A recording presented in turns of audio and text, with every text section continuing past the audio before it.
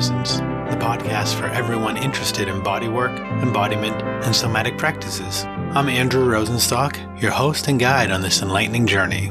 With my expertise as a somatic movement therapist, yoga therapist, and certified Rolfer, I'll merge clinical insight with real-world experience to enrich our discussions with our guests. Through engaging and informative talks, this podcast delves into mind-body paradigms, offering insights and strategies to empower personal growth. Your support is vital for our grassroots and lo-fi production. If you connect with our content, please leave a positive review and subscribe on your preferred platform. Your engagement helps us reach a broader audience and supports our mission. So thanks for tuning in today to Touching into Presence. Fasten your seatbelt as we embark on a journey to explore the transformative power of contemplative and somatic practices together. Today's conversation is with Will Johnson. Will received his BA, magna cum laude, in Art and Archaeology from Princeton University in 1968. After graduation, he worked for several years as an art critic in New York before moving to the west coast of North America, where he began actively exploring gazing, moving, and sitting meditations. He became a Buddhist practitioner in 1972 and was trained as a Rolfer in 1976. He began the formal sharing of the practices of embodiment training in 1995. He's also the author of 15 books on the role of body in spiritual awakening, 2 of which won awards as Best Spiritual Book of the Year, and they can be ordered through your local bookseller or online at Amazon. He and his wife and partner in the practices, Coco, live in Delicias, Costa Rica, just outside the little bohemian town of Montezuma at the southern tip of the Nicoya peninsula, where they've created Bambu Hueco, the hollow bamboo retreat center, where they welcome serious meditation students to enter into intensive 7 to 21 day self-retreat. During these retreats, people have the opportunity to work closely with Will in their meditation practice and receive deep bodywork and dream sessions as support for their intensive practice. Today's talk, we talked about Will's view of the state of SI schools and the losing of a piece of the mystery that Dr. Rolf alluded to. We discussed various aspects of the body, breath, and consciousness, including the potential benefits of meditation and body awareness practices. We also explored the importance of maintaining a meditative aspect in our work, the potential of holding space for others, and the importance of ongoing dialogue and mutual learning. This is my second call with Will, and the first was drowned out by construction in my office building, and so that one will not be released. And since his call, I've also been having some great email exchanges with Will, and I really appreciate his perspective on things and his tenure in the field. Anyways, with this all being said, let's go forth and listen to our talk. Hey there. Hey, Will. How are you? Good. How are you doing? I'm doing fair. And hey, yeah, so let's jump right into that letter that I wrote, okay? Yeah, let's jump in. I'm excited to talk to you again. But this will be the first one that will go. So sadly, the people won't get to hear that amazing conversation. It'll be lost to the archives. But I had such a great time. I mean, I left that call. I was like, man, Will is so great. Hey, listen, I love talking to other characters who got drawn to crazy work. Right? Yeah, same. And I've said before, and I've said this on this podcast, and I say it to people, one of the healthiest things I think in our practice is to find colleagues to talk about the stuff with. It's so important. It's really important. But you wrote this letter, and we don't have to go into all the specifics. People can find it. But there's a few parts in particular that we had mentioned that we really want to get into. One, vocational training school information. Tributaries. Yeah, that's what I'm prepared to talk about. Yeah. So why don't we can just hop into it? Why don't you talk, and I will maybe occasionally prod, but I have a feeling I'm just going to basically sit back. Okay. So do you want to start with the tributaries? I'm excited to go into the vocational school because... Oh, no, I want to start there, but that one will be very quickly dealt with. Okay. All right. People who are upset about that aren't really going to be happy what I'm going to say, but we'll see what happens. Maybe. I've tried to explain to a few people my take on that, and they did not enjoy it, but the dictionary is great. The dictionary was like... Excuse me. Hey, a couple of things that I'm thinking of. There is a great line by Kingsley Amis, very prolific, very good English author, his son, Martin Amis, who just died. last year, a couple of years ago, was also a very, very great writer. One of Kingsley Amos's most famous quotes was, "If you don't annoy someone, it wasn't worth writing." Yeah. But well, no, I would very much like to put that. But really, the bulk of this, the issue of quote unquote transformation is, it's far more complex. And another one, just to let you know what may happen in the just the internet world. I got an amazingly great letter from Tom Myers.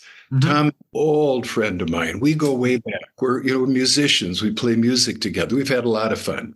And Tom and I usually check in every couple of years. It was really, really a great. And he raised those, two issues as well. So there may be a second letter that may be coming out, but we'll go over a lot of that here. Yeah, Tom's letter was already put out too. Oh, great. It's already been out. It's already been out. I mean, Tom to me is brilliant. Tom to me is one of the people who expanded on Ida's vision without diluting it. He I want to explore this. Right? Yeah. I mean, I tried to have conversations with people expressing my view and not putting him or his school down. But people had, I think, trouble understanding that when I was saying something that you were saying, the two could be together while being in opposition. And that was hard for a lot of people. Yeah. I'm not putting any school down. I think they're all great. The work is great. I'm pointing out that this is what the schools do. And there was a whole other side of Ida that none of us are addressing. Well, let's address it. Okay. I do think people are addressing it. I do find that. We'll have this conversation. Yeah.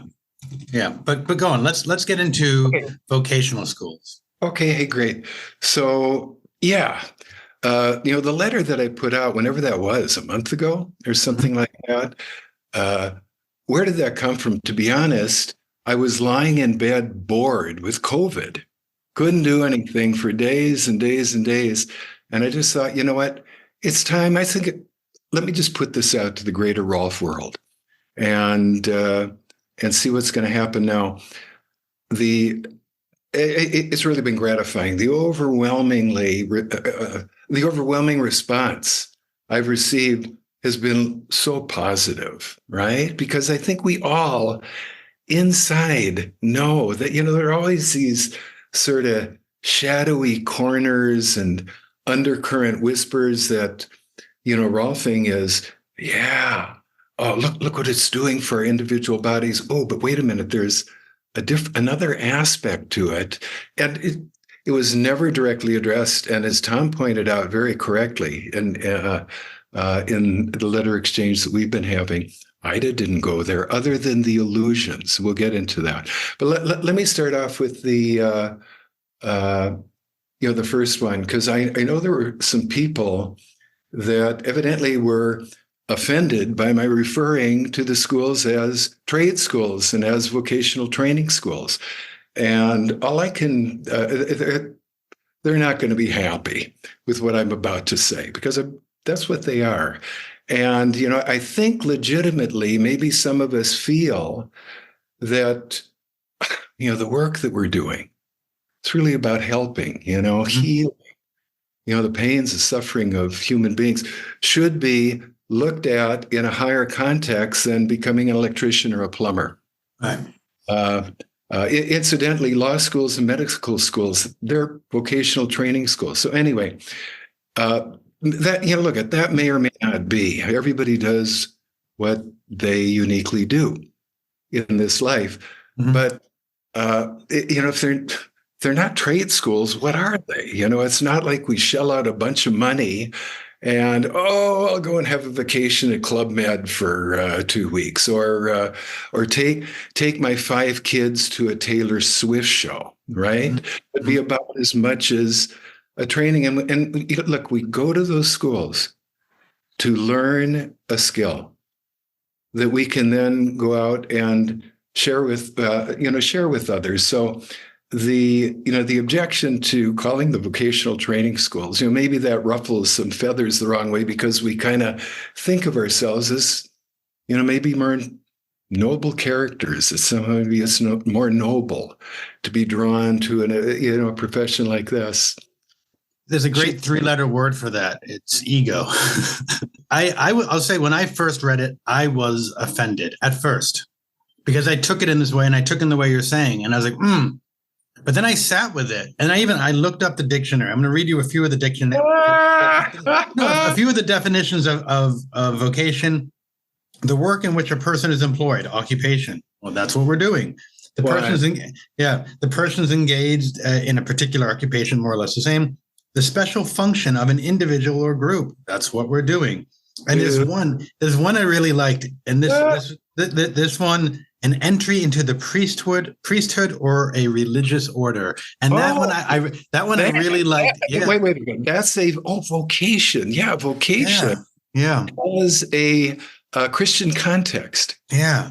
So I never thought of that. I didn't think of that either until I read it. And it got me to sit back and say, yeah, I mean, to some extent.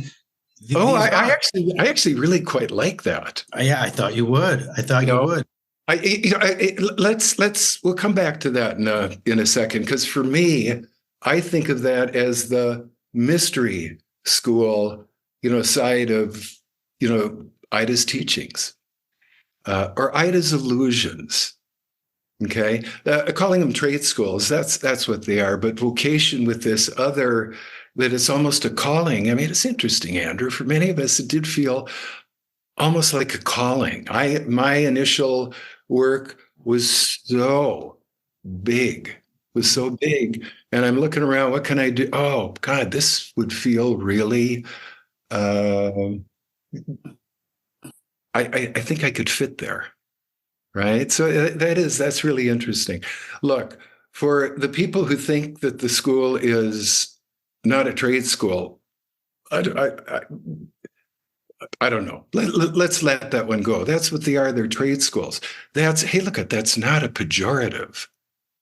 I mean, without the schools, who would be out there doing the work? Right. The issue of transformation is more complicated, and I think it ties in because I think maybe some of the people whose feathers were ruffled kind of think, well, yeah, but I'm entering this vocation, this trade that is really about transforming people. And it is. Okay, but here's the distinction that that I've always wanted to make about that. Look, we can all be justifiably proud, feel good about ourselves that we've learned, we're stumbling along trying to figure out how to touch bodies in such a way that they change in physical pains lessen, right? And you get emotional issues, withholdings, not infrequently come to the surface.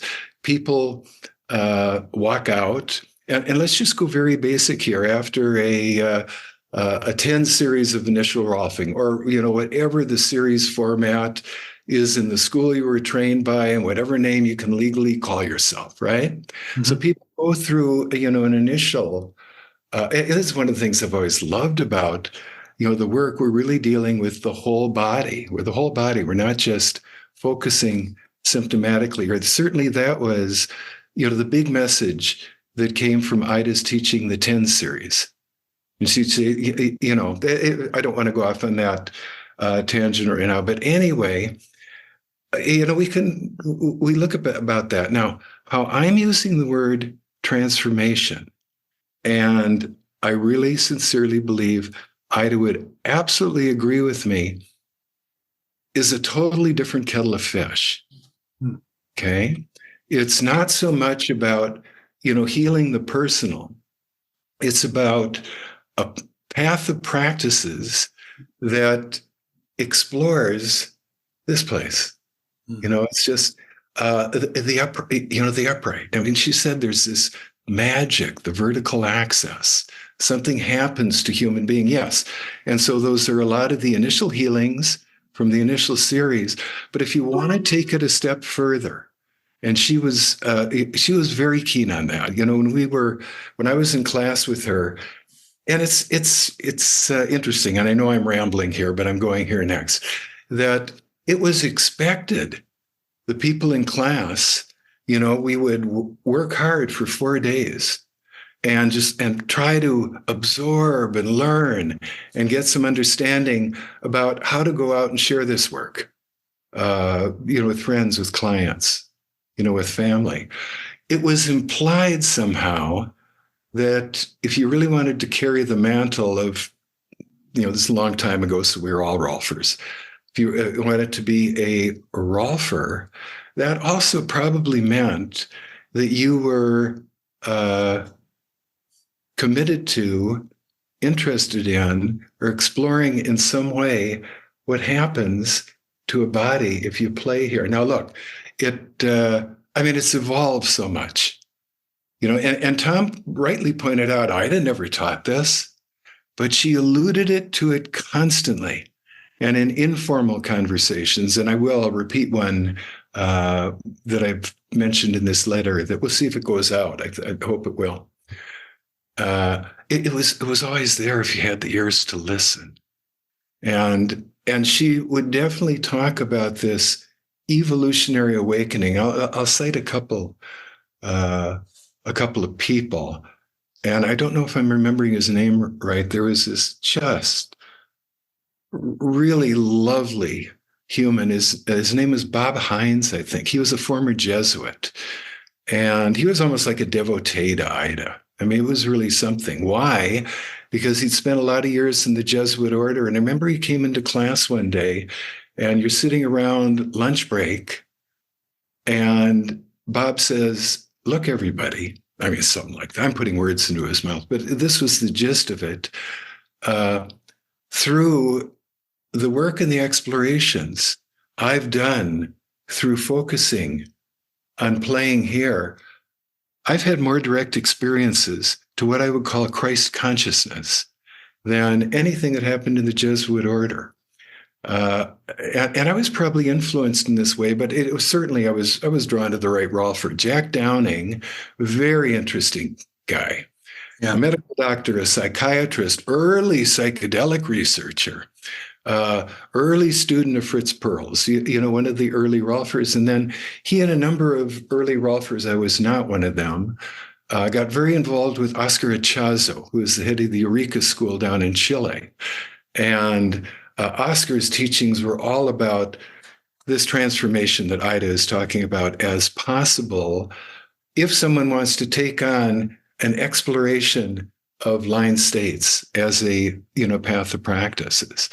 So it was always there, and then I kind of remember we'd when I was in class, and I was really the low member of the totem pole in that class. It was one of those combined basic advanced classes. So, we gather in the morning around Ida lecturing, and I'm sitting next to these characters that I always viewed as Rolf gods, right? And I'm kind of anyway.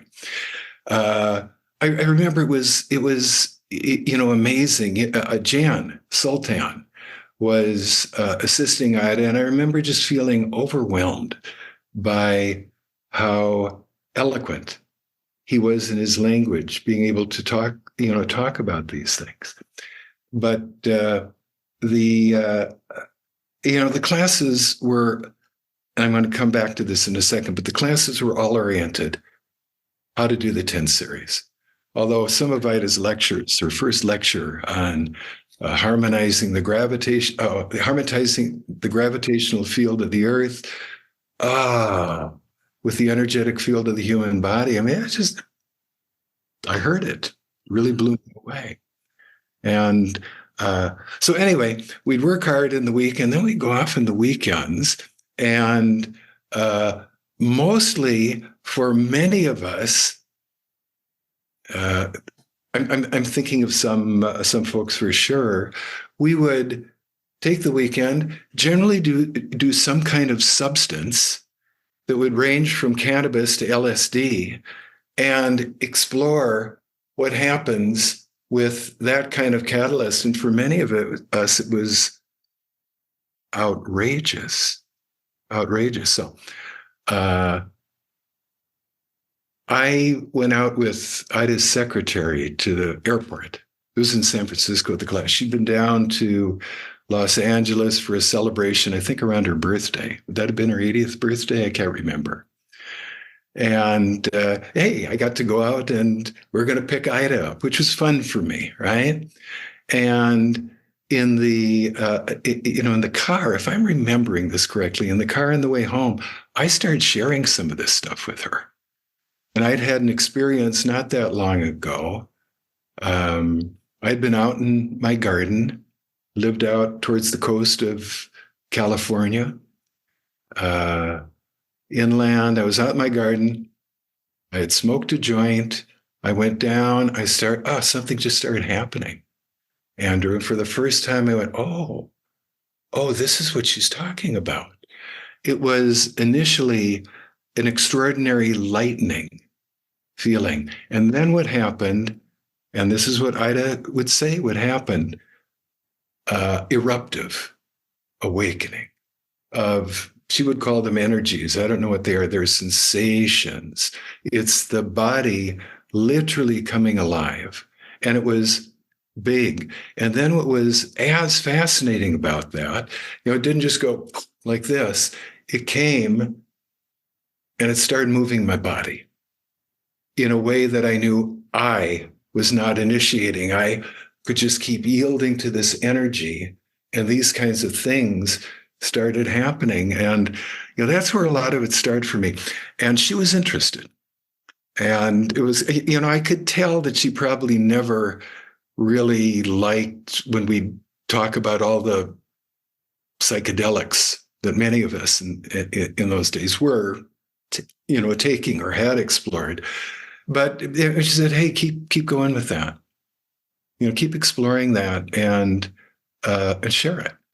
So things that I remember from the training classes, the basic one that I think maybe all of us have heard, she would say that something about her vision of what line might be. And the first thing to do is let go of thinking it's a fence post.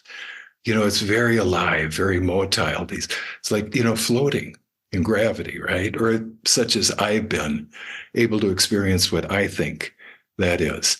But she said, the first thing that will happen here, and it's a result of, when you're floating here, you don't have to brace against gravity.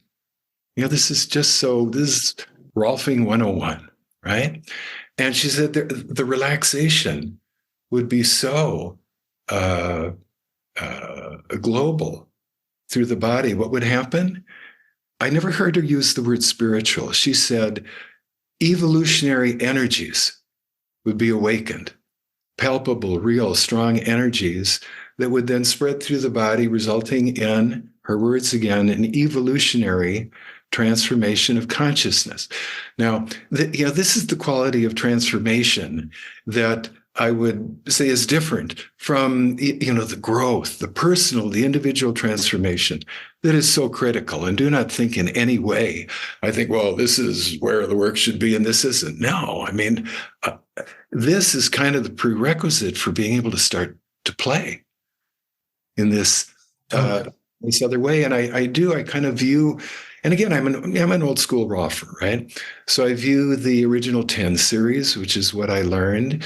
Hey, look, from the point of view of personal growth, it's kind of an end in itself. Of course, we get more work, right? It's, hey, the hands-on work, and suddenly I feel better about myself.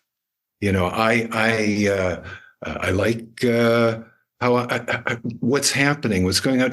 That's still personal. This other quality of transformation that is a very, very real possibility for human being, although we resist it with every ounce of fascially taught energy that we can muster, right? This is a whole different kind of thing. She was talking about some kind of awakening into I'll go back to, Bob Hines. It's a big awakening. Look, Advaita Vedanta calls it the non-dual state.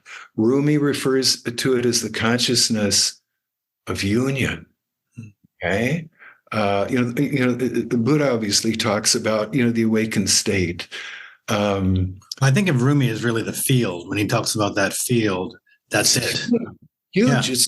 It's a huge field that no longer our concept of a separation between me in here and the rest of the world out there holds any water. Not that me in here and the rest of the world out there is an illusion. That's the reality of the world of form. But then you get stuff like the Heart Sutra. Hey, there's form, but there's this underlying something else that connects us. And I'm very much of I have a very minimal understanding of the quantum physicist David Bohm, but he's saying exactly the same thing. His vision of how the universe is constructed. There is this explicate order, the world of form, but there's this something else, substratum out of which, it all appears. So, and my sense with Ida knew, but she talks about energy a lot. I mean, we don't know what it is. I don't like using that word personally. I'm with you because it's used for anything at the same point. Anything and everything. Now, what I am interested in is an awakening, a felt shimmer. Now, this is the level of experience that mostly the quality of consciousness that passes as normal in the world at large is squelching. Wait, pause. We lost you for a second. I heard you say you said the thing you were going to I think you were saying the felt sense, but it paused. Okay. So the thing you're interested in is the what? Okay. Yeah, and many people will call what I'm about to describe as energy, but look, it's the kind of thing you hold your hand out, right? And you put your energy in your hand. I mean, I do this all the time at the beginning of the retreats I teach.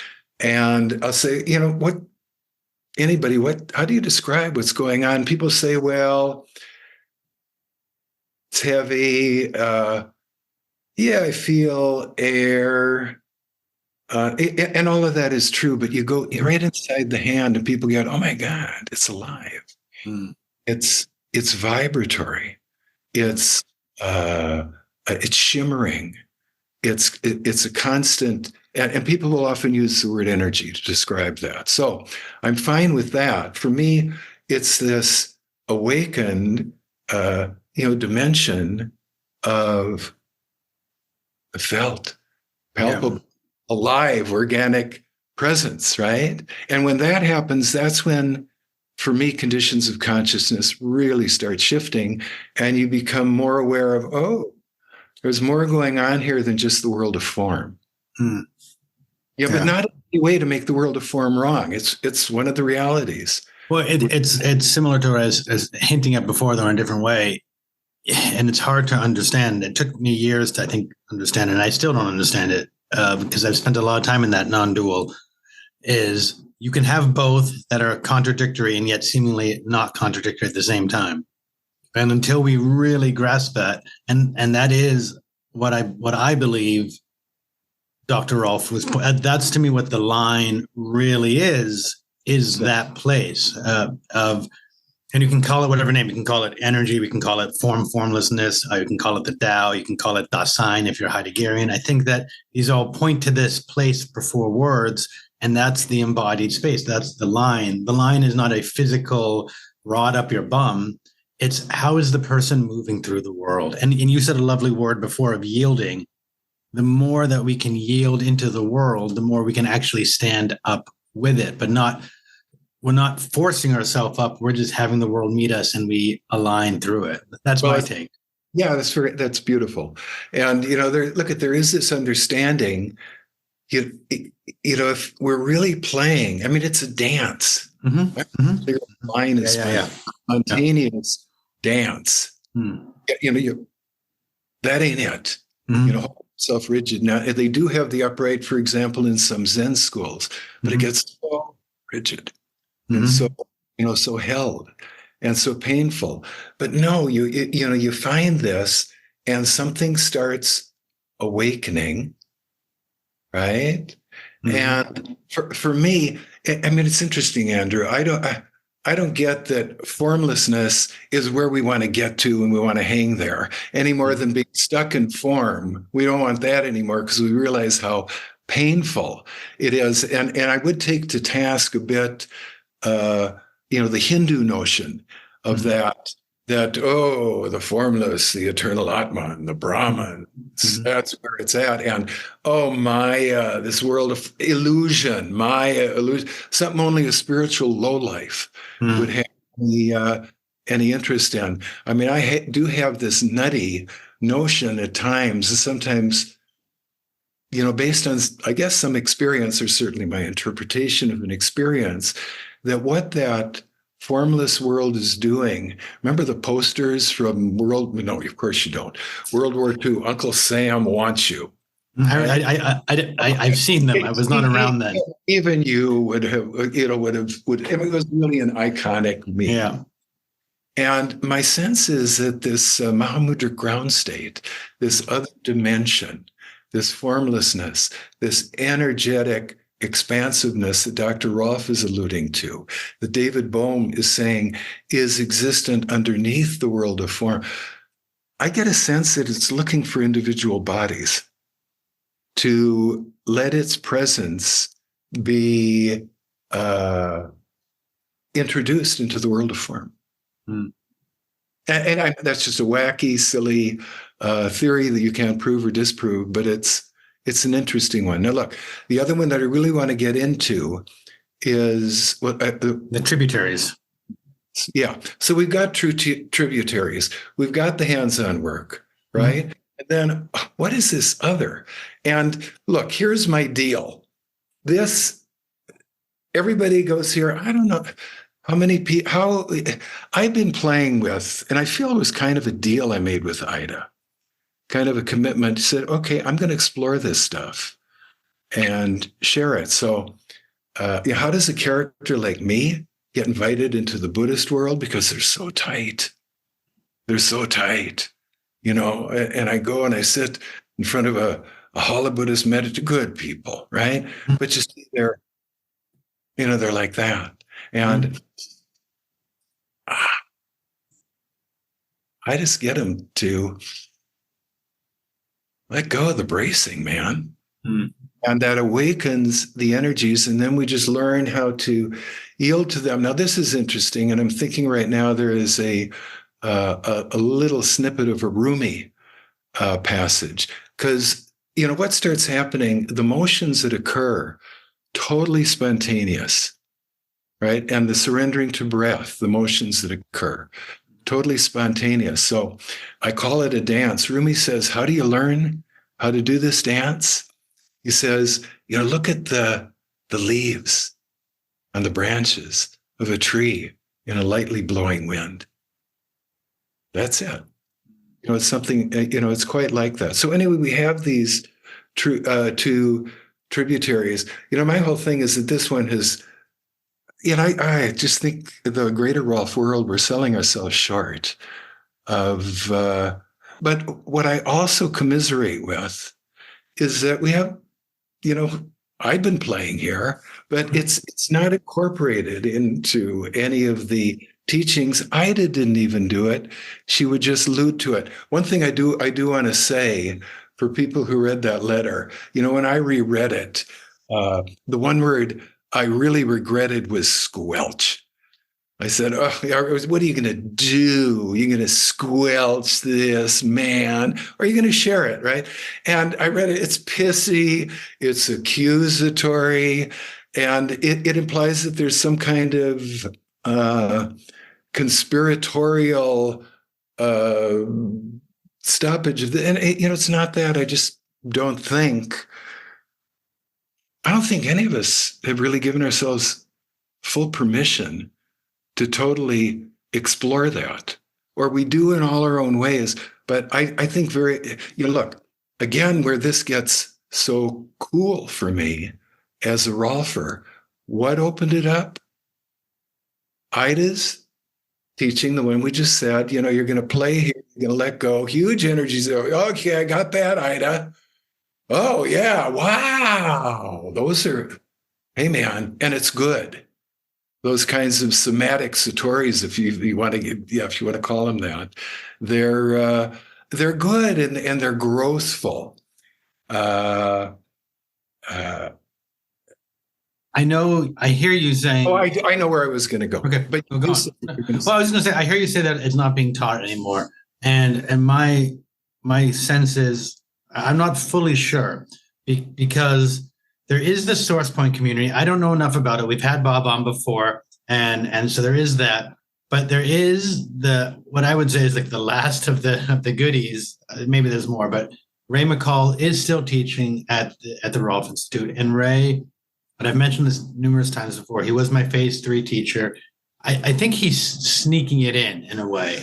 Is my sort of take because he can't, but he is, and so there is a sense of that, but it's not allowed, as I understand it, because they talk about the taxonomies and they talk about this energetic, and they talk about these, but it's really like there's this other stuff. If you want to, you can go study it, but right now we're doing this, which is also no critique. You have to teach something in a certain way, and it has to be legal based on requirements. So I understand that. It's a trade school. Yeah. So, well, even the trade school, I mean, I was thinking about what are we doing? We're in basic training. We're learning to train. We are training for that's trade. It's vocation. It's lovely.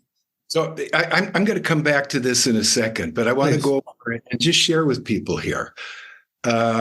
Because Ida had teachings about breathing that would explode this stuff open. And that I don't think is being, acknowledged anymore. And frankly, it wasn't like, okay, class, we're going to explore some breathing practices. It was just like out of left field.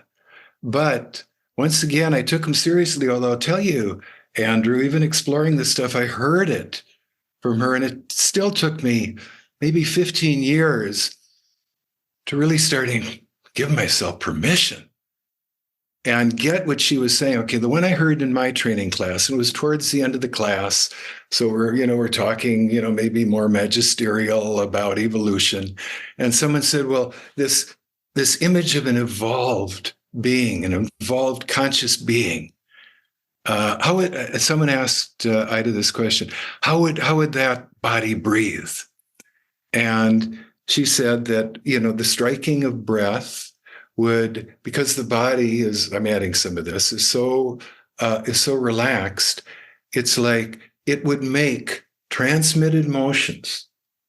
Every joint in the body would be let go. So it could make these transmitted motions, and this is her words now, back to, throughout the entire body, at every joint of the body, and that includes the sutures in the skull and the joints between the small bones and the feet. Sounds very osteopathic. I'm sure she was influenced. Yeah, okay. So here, then I get into the Buddhist world that a lot of it is all about the breath. And I'm going to go off on a little tangent here, but people, it would be good for people to get this. That the earliest sutra, the most seminal sutra, it's called the Satipatthana Sutta. Many scholars, I am not a scholar, but I have heard many scholars attribute certainly the opening passage to the words of the Buddha, the big guy, himself. Okay, and it's fascinating. One of the things he says. Okay, sit down in a posture of meditation and make sure the spine is erect and upright. Okay. This is an aside, but in the culture of Southeast Asia, the Buddhist culture of Southeast Asia, that they revere that sutta, the most common posture is a common posture of collapse. So I'm just going to leave that aside. And okay, here's what you're going to want to do. And it's all about breath.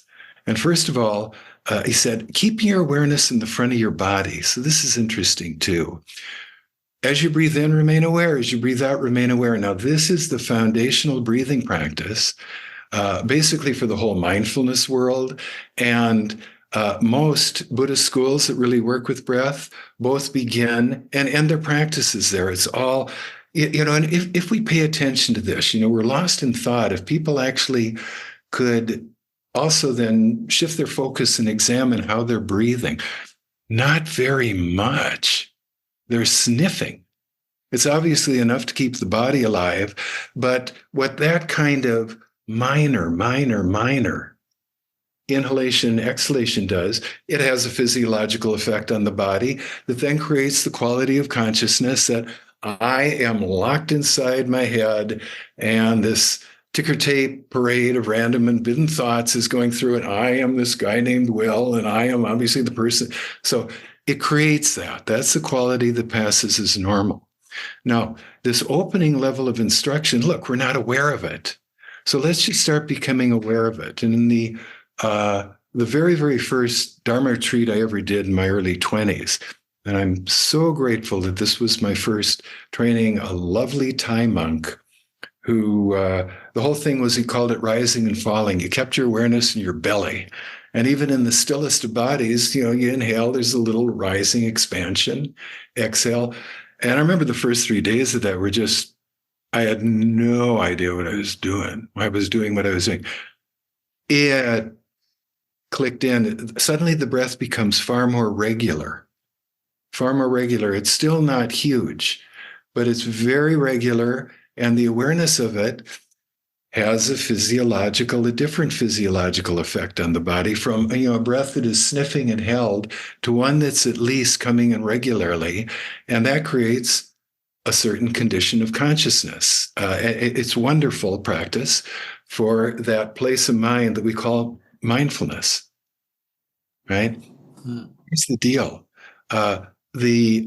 most of the schools, that's where the teachings begin and where they end. It's not where the instructions end. Okay? The Buddha's next instruction is just, become, more aware in your nuance. Oh, it's interesting, the front of the body. Well, we're out to lunch. If you're really to examine the body, most of us feel nothing here. We're out here. People live out in front of themselves. This is where I call it the virtual reality headset. Mm-hmm. Right. And we're, it's right here. So you start from where you are, but 2 short sentences later, and to me, this was remarkable. As you breathe in through the whole body. As you breathe out through the whole body. Now look, in the Dharma world, that first level of instruction where it's mostly oriented towards, okay, let's just focus on the feeling of the breath as it comes in and out of the nostrils, or like the front belly wall, that's the front of the body. This is not what the Buddha is ultimately talking about. He's and it's so interesting doing that practice. God, it's kind of like getting this thought of what we were talking about earlier. The initial sessions of whatever you call your work are so important and impactful for people. But that's that. Now here's something else. And a couple of things are fascinating to me about that. One is that now it's all about physiology. It has nothing to do with awareness. Mm-hmm. Okay. Buddha says, remain aware. Okay, I'm in this mind. This is me. I will focus my awareness of this concentrated mind on just being aware that I'm breathing in and out. He doesn't say, as you breathe in, be aware that you're breathing through the whole body. No. For me, what I've gotten to, and I just feel so grateful for that I had this from Ida, and I'll get to another one in a second here. I have this understanding it's all about the physiology. The Buddha is saying, figure out, boys and girls, mm-hmm. what breathing through the whole body would be like. For me, it's a koan, it's a riddle. What? Mm-hmm. Breathing through the whole body. And look, Andrew, all of our kids who've gone through a 9th or 10th grade high school class in biology and human anatomy know that we do not breathe through the whole body. It's nose, and the exchange of gases. that's relatively recently acquired knowledge, right? Just in the last couple of 100 years. So anyway, and for me, Ida was talking about breathing through the whole body. He said, as the inhalation strikes, the body is so relaxed. I see what you're saying before about when we're breathing through the whole body, everything's in that yielding place, that it just flows together. There isn't restriction. So yes, the oxygen, the carbon dioxide is all going into the lungs, but it's because the whole organism is moving in this unfolding, undulating. If I stay like this, that breath is impossible. And the image, the one that I like the best, this notion of just so letting go, such relaxation, because that's what playing here allows. It's like a way of moving through a body of water. It's everywhere. And also, the holding in the cranium can start letting go.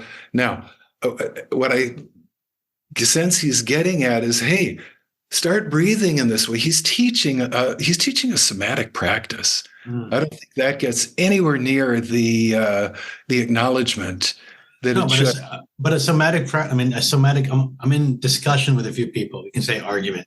A somatic practice is so much harder to be read than it is to be experience. And what I mean is, if I just wrote something on paper versus and someone read that, or they heard me speak about it, or we were in the space together, that first one of just reading it is going to go through my own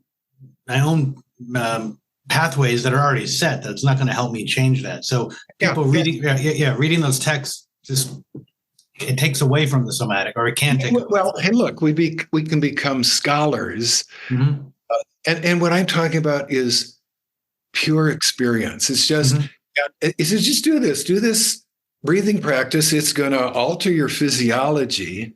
First of all, it can feel often amazing. Of course, what it also does is it's like archaeology and deep layers of holding that we don't even know are there, then can come up, so you deal with them.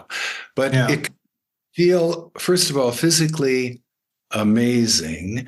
And then the deal is you realize, oh my God, the more I'm breathing like this, my conventional sense of who I am, something. Well, an interesting thing about different going on here.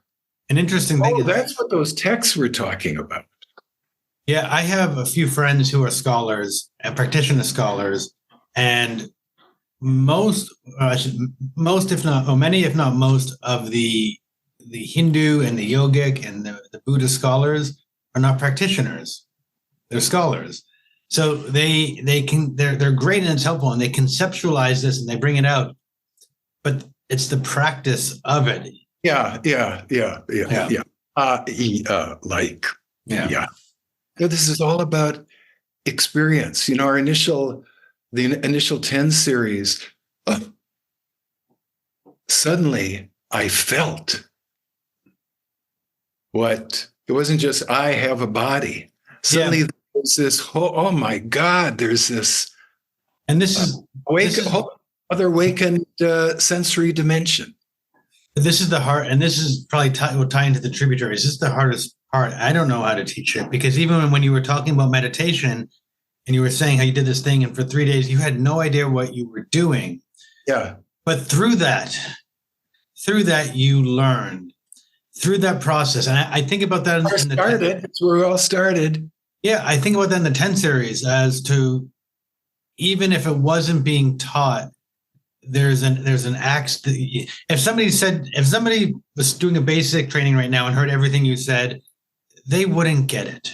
They would think they get it, which is what I think a lot of the trade schools will call them, or the vocational schools. I'm going to get shit for that, but they think they get it. And not that I have any. Someone said, "You're so egotistical. You get it." No, I don't get it. I don't think I get it. I do. My ego thinks I get it, but I go back to Bob Hines. He was essentially saying that his time in the Jesuit order, and why would someone be drawn to something like that? That there's an ineffable experience available to human beings. I want it, and I think this is where I can go to get it. And he said, no, it was through what was happening. Well, it was work with Ida. well, I think to tie in that, even though I don't think you just said it, I heard it in a different way.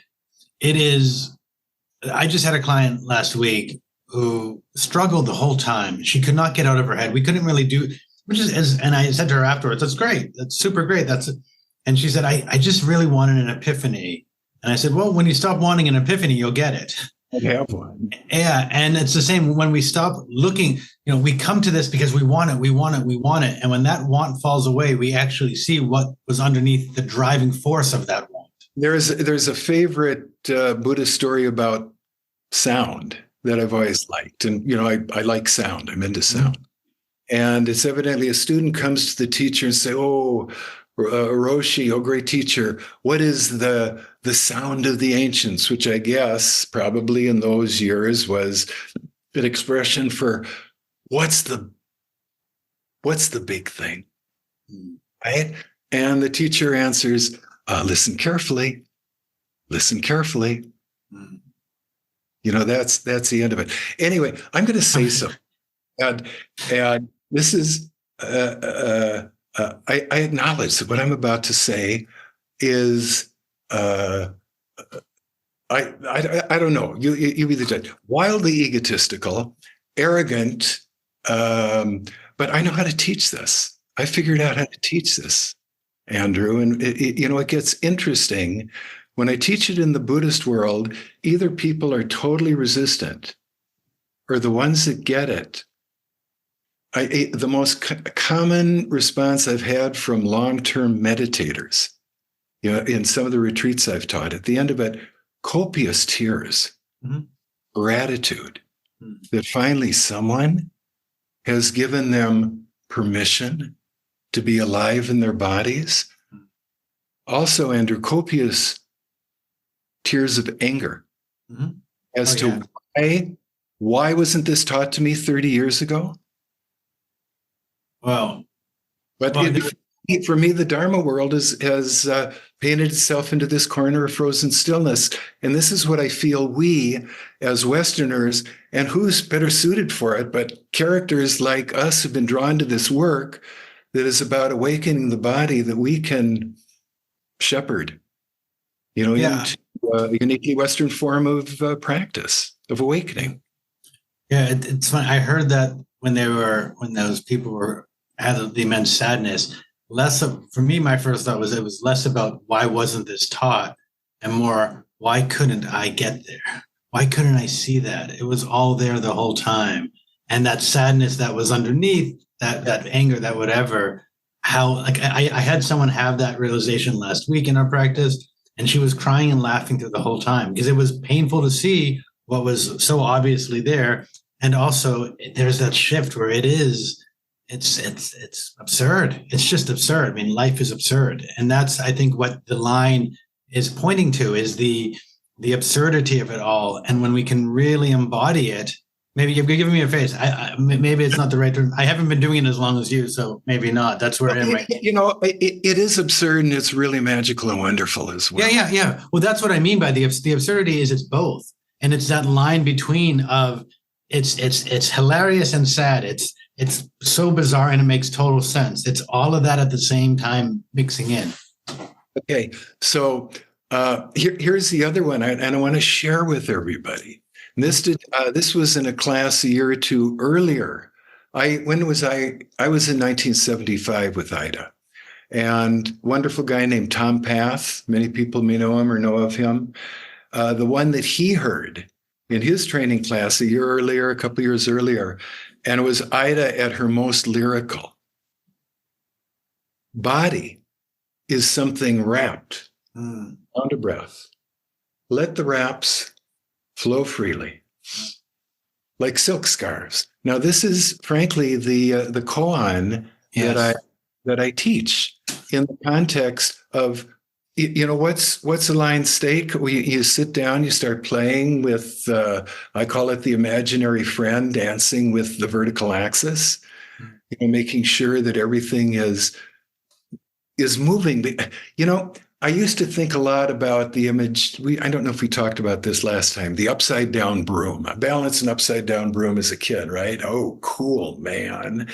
And I talked about that a lot in my early time of teaching Dharma. And I think I look back on that now, and I was aggrandizing that moment, because the practice of balancing the upside down broom, does this go out as a video to people as well? No, it won't. But I get to see you. When you balance an upside down broom, your hand doesn't just sit here and not move. It's always kind of, moving around. Mm-hmm. And so, I brought that into, okay, first of all, we're going to start exploring line. Breathing through the whole body. A couple things have to happen. Obviously, we have to awaken what I'd have called the energies, both the shimmer at the surface and maybe deeper chthonic energies that come through. I'm just another character trying to figure this out. I don't know what they are. Okay, that's one thing, because how could we breathe through a body that we can't even feel, right? And then the second one, and this is really the magic piece, to breathe through the whole body, everything has to be moving. It has to be the breath, just, the body. It has to be so soft and relaxed and letting go and yielding and letting that there's expansion through the whole thing, Andrew, on the inhalation, and then kind of a softening back retraction. And so going back to my outrageously egotistical and arrogant statement, that's what I teach. And people that get this, one of the things that I do see, I get a lot of people, I call them Zen refugees, Goenka refugees, the Goenka. Oh, yeah. It's so powerful with, at least, getting you to start awakening sensation in the body, but it is so still and so rigid. Right? Yeah, I have a few clients who have been heavily dissociated through Goenka, actually, as you can understand. Yeah. Isn't that bizarre? Because it's a practice of awakening body. Yeah. But it is a practice of observing sensations in a body that is holding itself rigidly still. Well, yeah, and seeing why in large doses is not always helpful, and that's part of what can happen in those situations. It's not a bad thing; it's a thing. Hey, listen. Goenka is very important. For me. And, the thing that I add, it's not just sitting like a stone garden statue, passing your awareness. Mm-hmm. It's inviting the awakening to occur, inviting this whole other sensory field to, sending out invitations to every little cell of the body.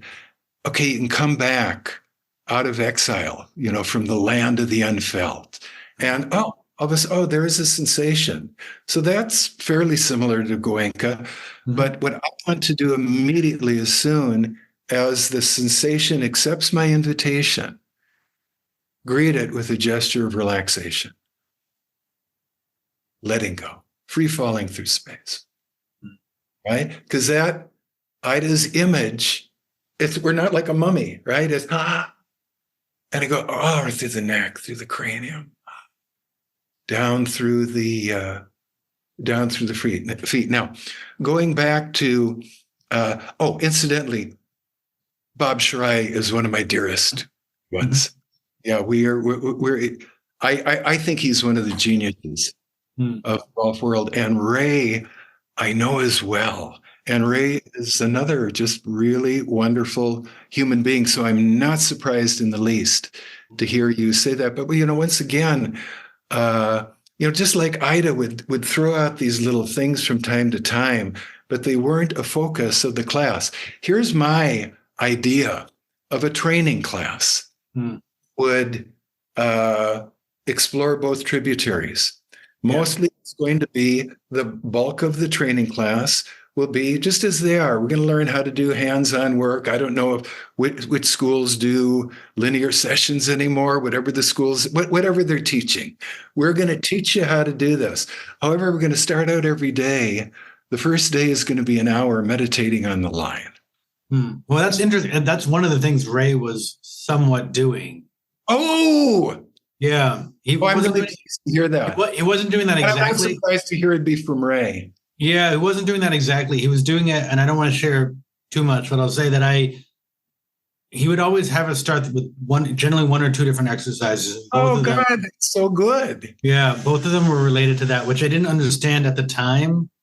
And that's, I mean, that's a big part of it is when he keeps saying about Ida's koans, or in this case, Ray doing this.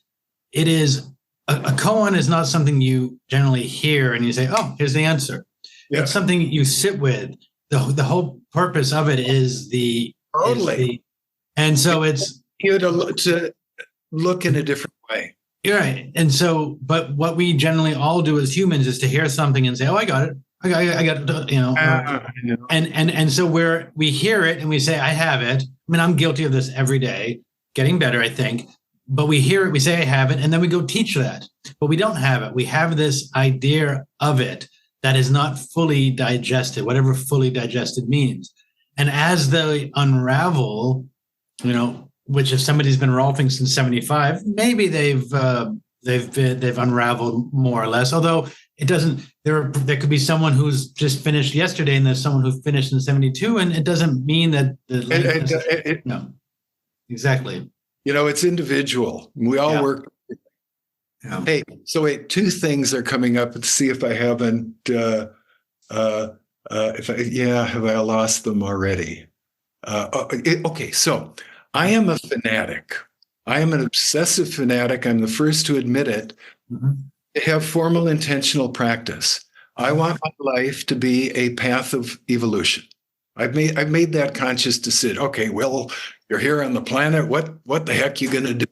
Mm. Okay, and one of the things that's meant for me anyway is that I have to bring periods of formal intentional practice into my life. Let's say that just looks like an hour, first thing in the morning. Sometimes that practice is standing and letting this happen in a standing posture, like Subudalatahan. It's sitting. It's, sitting and standing are the two, primary postural availabilities for someone who wants to explore the upright vertical axis, right? So for me, I would like to, and there's something that happens, not if you just have a snippet here and a snippet there. I would love to see, this is all put out to schools. Mm-hmm. Why not have a first hour of sitting or standing practice? It is, and here's the practice. We're going to explore Ida's vision of the upright line and her koans on breathing. What's going to happen now? Look, what you're saying, it takes a while. I heard Ida say that, and this was around the time I was getting kind of obsessed with the Buddha's culminating instruction on breath to breathe through the whole body, because I couldn't figure out what that could possibly mean. I heard it. I read it. I still think it took me about 15 years. Oh my God. Duh. And you feel like such a kind of dunce in some ways, but it's but that's it. That's what I'm saying about the koan as well, is when you get it, it's not a thought. No, God, no, it is. Yeah. The plug is pulled on the linguistic mind. It's just totally pulled. And and I think even, I don't know about you, but I've had experiences of that when I actually quote unquote get it. And similar, I'm laughing and crying at the same time. Totally. Yeah. Totally get that. Yeah, it's great. I totally understand. So I just feel extraordinarily fortunate that I was, and look, I wasn't close to her. I didn't have a close friendship. Tom Myers was closer to her. And Jan was, of course, very, very close to her.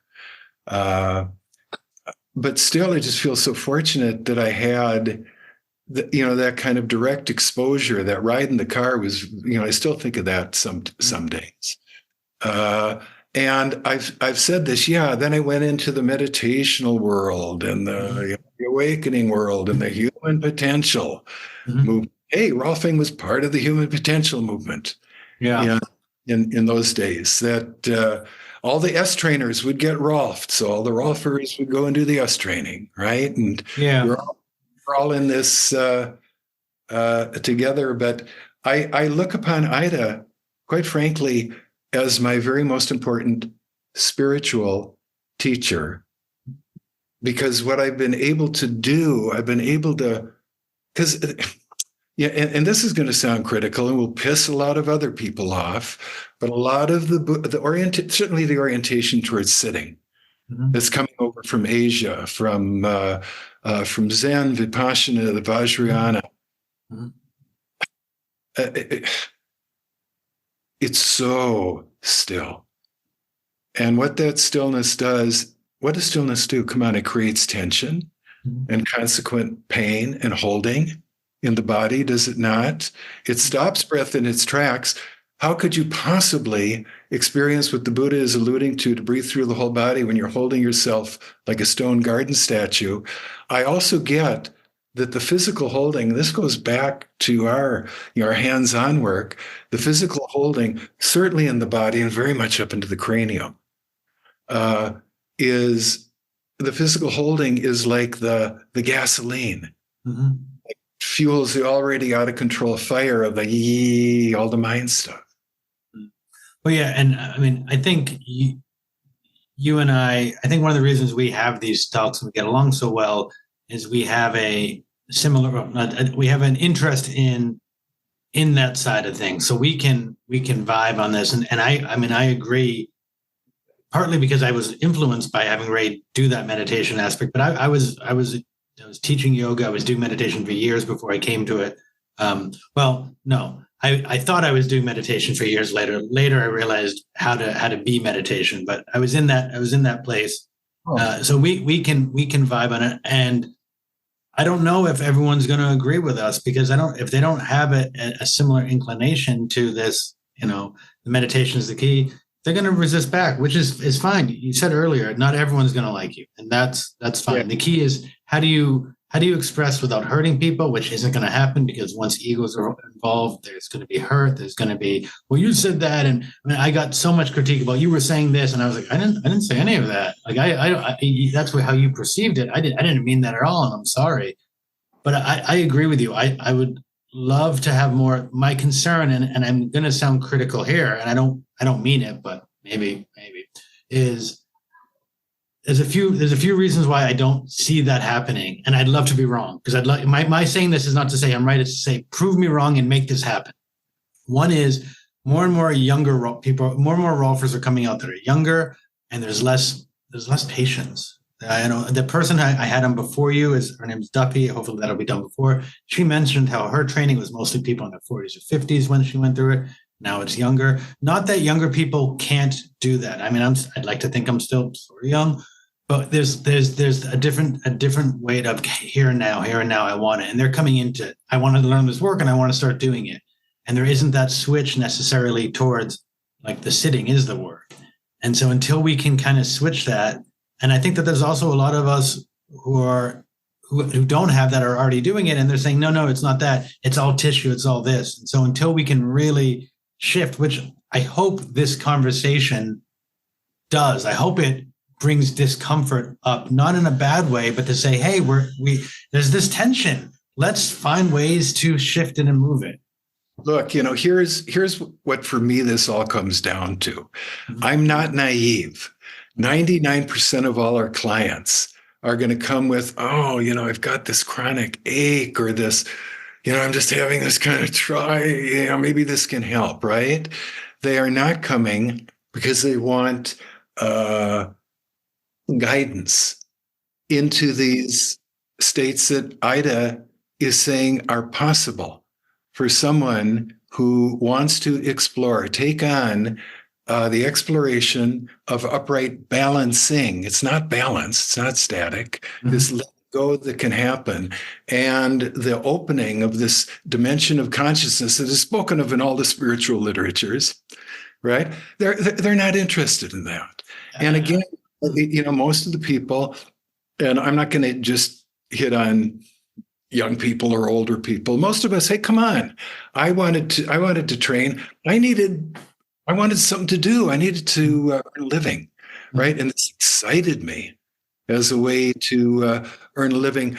I just personally feel that it would be tragic if this whole other tributary of Ida's insight, just gets lost. And God, Andrew, that's what happens over and over and over again. And you see, there's still a lot of wonderful hatha yoga that goes on, but you see a lot of the hatha yoga coming over here, taken out of its spiritual context of India, where however that was, suddenly it becomes a form of exercise. Yeah. Yeah. I want to look good, right? I also call out the in some ways the Buddhist world that here, it can get co-opted here in the West. So mindfulness becomes a mandatory training in corporations for executives so they become more efficient. Hey, it's great. Again, it's wonderful. It's foundational. But there can be all too often, look at the other thing, just to mention this opening, it's big. We're scared. We're scared to let go that big. Yeah. And I also remember one thing about my initial Rolf. It was the 7th session, and Jack starts working on my trap, and I'm such a nice person. I start shrieking with anger. It went on for, and where did that come from? And when it was over, it's like, God, why have I been holding back on that? Because it just felt so relieved. It's about dropping resistance to the experience of being alive. Yeah. Well, I'm glad that there are people like you, people like Ray and Bob, who are still doing this, who haven't given up. And I think there are others actually. Even Duffy, who had him before, is talking about very much the same thing. And that's where I'm interested. That's part of why the show is called Touching into Presence. It's not called touching into body. Yeah. It's touching into presence, this thing. I'm going to do what I can to help share and get information out there. You're going to keep teaching. Yeah. And we're going to do what we can to do that. And we're going to get pushback, and that's fine. And people do not need to agree with us. Well, I don't think this is mandatory or even appropriate for everybody. There are people for whom it is inherently already happening. This is who we are. I was born that way, right? And we have this fountain of stuff. But we got to start doing the practices ourselves. Yeah, that's what I need, because for me, there's a part of me that says, no, it is appropriate for everyone. And that's just my ego saying, hey, I want the world to be a better place as I see it can be. I think about, I had a talk with Kevin Frank one time. I don't know if you know Kevin. Kevin and I don't know each other well, but I know you get along. He's a good guy. Very good. And I remember saying, I was so young and gung ho, and I said, like, this work is great, and we need to get it out because it's going to help people. And he said more or less like, are you okay if this never ever takes off? Like, would you be okay if this? Yeah, really interesting question. Yeah, and I was so upset with him. I was like, no. And then I look back and I get it more now. I'm not to the level I think that I could be, but I get it. Like, man, I still just want to change based on how I see things. I want this, I think. And I see that there's so many SI people who are just so stuck in that. If this is the way. And as long as we're there, and I'm still there, and I'm getting out of there, I hope. But as long as we're there, we're not going to make a change, because we're not even where we think we are. And the more we can get out and say, hey, I'm going to do what I can do. And that's it. And if I can affect people, that's great. But I'm just going to do what I'm going to do. The more that happens, the more it's going to happen. Here's another one I'll throw out at you. That's kind of interesting. And it was a podcast that I did with someone. I can't even remember who it was, a number of months ago. Oh, longer than that even. And at the end of it, he was summing up. He said, well, Mr. Johnson, I truly understand how what you're doing is different from the orientation towards sitting that's coming over from Asia.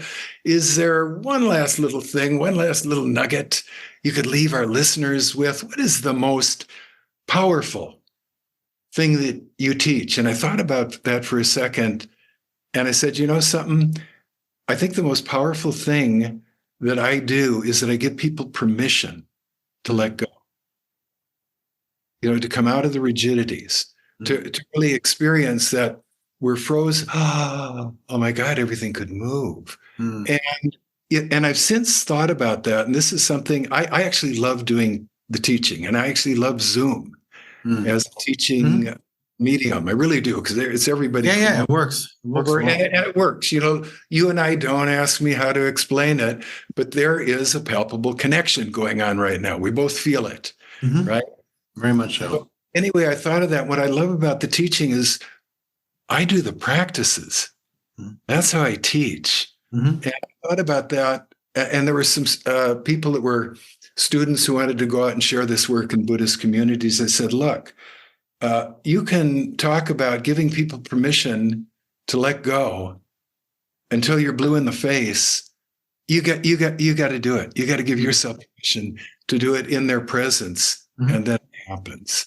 Yeah, and then all that, and that's beautiful. I'd say what's going to be more important than anything you say is their nervous system, and this is why Zoom can work across. Their nervous system is going to pick up and say, I want that. That's what there it is. And they feel it. Well, I don't know. I don't even know that I am wanting to project what it is. No. I'm not saying you want to project it. I want to project how this crazy, wonderful thing works. Yeah. I meant more that you're just being you. And there's a sense in that. And as you keep doing the work yourself, you keep finding you more and more. You keep finding yourself more and more. And that shows when people say, oh, they feel that. They say, and that's, I don't have the science for it, but I have the experience for that. That's what it is. That's what I do. I don't have to touch my clients all the time. Sometimes we just sit and they get up and they say, I'm different. And I see things fall away. It's wild. It's the line. Yeah. So, but I'm you, amigo. Yeah. So I'm going to call it there just because I have clients and I also. I was thinking this is a natural. Yeah. Oh yeah. Anyway, let's. We'll leave it at that. I'd love to have more of a conversation. Yeah. Will, thank you so much. Yeah. Thanks. Yeah, we'll have another talk. You're great. I appreciate this. I'm so glad Alesh put the letter out, because now we get to connect. Yeah. Good luck with your recovery. So good that this is at least being talked about. Exactly. That's the least we can do. All right. Good luck with your recovery. Yeah, thank you. Lots of love. Appreciate it. Bye. Thanks for listening to us at Touching Into Presence. We hope you enjoyed today's conversation. You can find out more about Will at embodiment.net. If you enjoyed today's episode, we'd appreciate if you'd leave a positive review of the podcast and subscribe to it through the platform of your choice. When you do this, it really helps other people find us, and we greatly appreciate your support. We look forward to hearing back from you and seeing you on our next conversation at Touching to Presence. Bye for now.